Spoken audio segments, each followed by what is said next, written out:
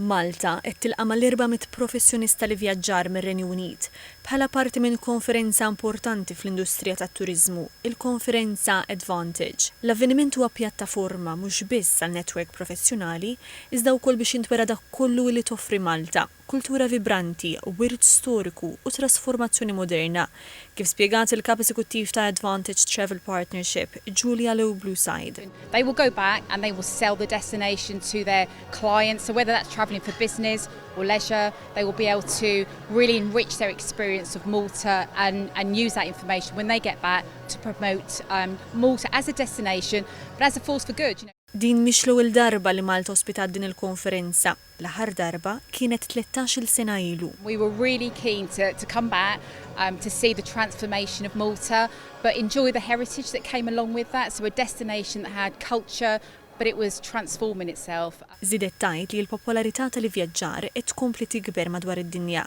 u dan qed jidher b'mod ċar anke f'ċirkustanzi diffiċli. Tourism is doing fantastically well. People want to travel, even with a difficult climate, cost of living crisis and geopolitical activity.